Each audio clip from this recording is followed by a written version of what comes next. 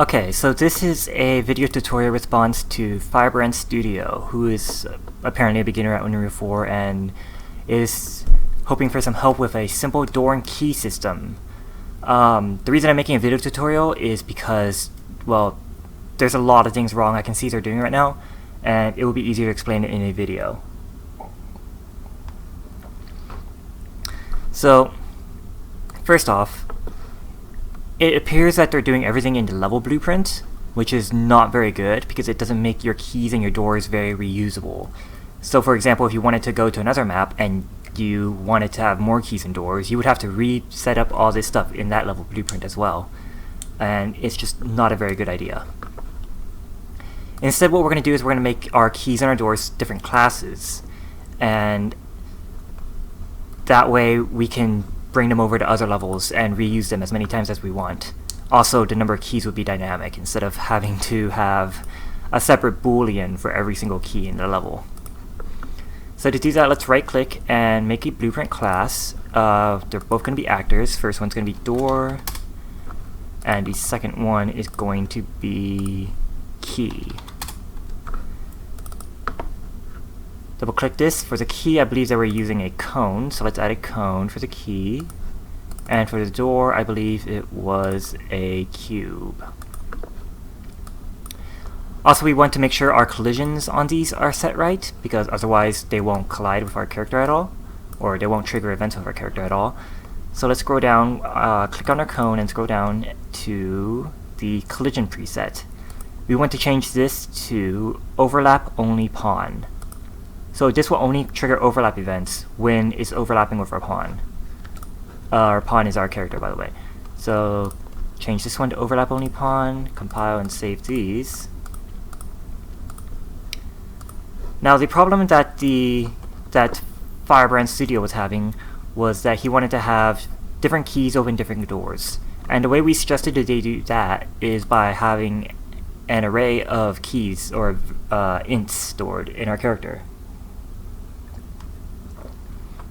representing which keys we've already picked up. So let's go to our third person blueprint, character third person, and I'm going to add a variable here. This is going to be called collected keys.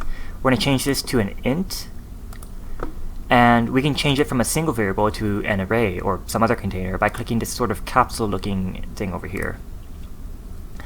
And we can either choose array, set, or map. We're not going to bother explaining map right now because I can't be bothered. But we can either use an array or a set.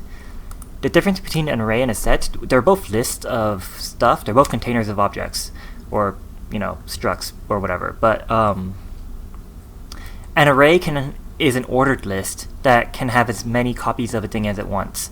So you could, in this case, we could have 1, 2, 3, 4, 5, and another 1, for example. We could have 2 1s in there.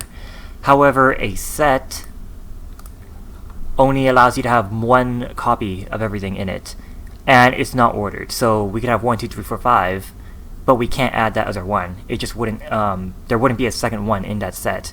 Also, when we convert it to an array to do like a for each of them, for each loop, for example, it might not be in the order 1, 2, 3, 4, 5. It might be 2, 5, 4, 3, 1, or something. The reason we might want to use a set is I believe it's faster to look stuff up to see if it contains something, and sometimes you just don't care if you have more than one thing in your set, and you don't care about the order either. So in this case we can use a set because we don't care if we have more than one key that represents 1, for example. So we have that set up. Let's also click this eyeball to make it so we can view it in the editor. So if we compile and press play right now, and we go to our third person character, you'll notice that we have this new variable down here, collected keys, and it starts off with 0 things in it. Let's go back to our key and our door. We're going to add a variable. This is going to be an integer. This is going to be the key number. So I'm just going to call this number, and we'll make it an integer. We also want to click this I so we can edit it in the editor. So compile and save the key, and go back to our door, add a variable. We'll call this number as well. Add an integer, Compile, save, and click the eye to make it editable. So now back in our example map, if we go to our keys and doors, we can drag some of these out into the world. Key, key, key, door, door, door. And we can edit this number right here underneath default. So this one will be door 0. This one will be door 1. Oh, sorry, that's not what I meant to do. This will be door 1. And this will be door 2. This key is 0. This key is 1. And this key is 2. Now, when we do our overlap events, we're going to do it in our keys event graph, for example. What we're going to do is we're going to check to see if our other actor is equal to our get player pawn. So only if the player pawn, only if the other actor that begins overlapping with our key is our player pawn, or our player character in this case, will we do something. We're going to branch.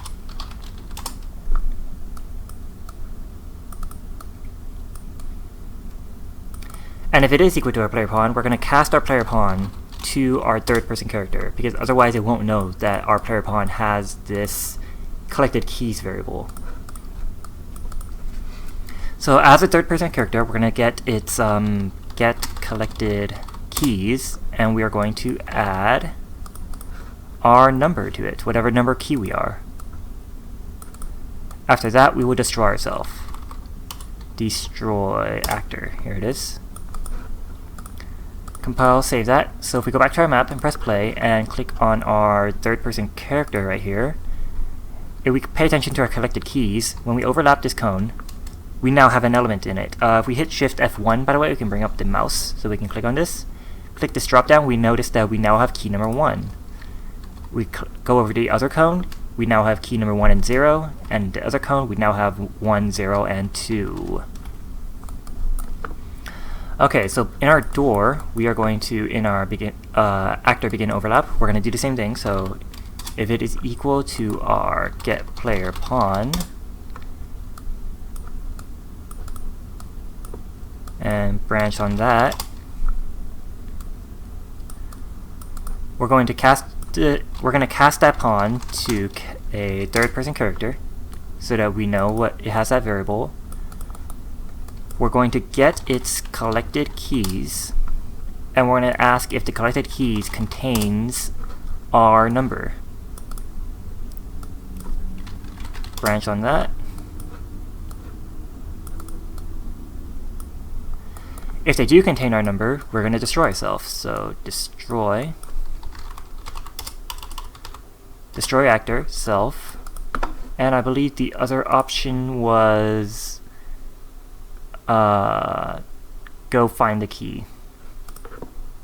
So print string go find the key.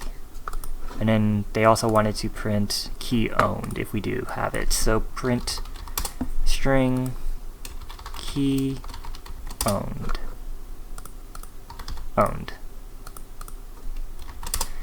Exclamation mark. Let's put this before the destroy actor.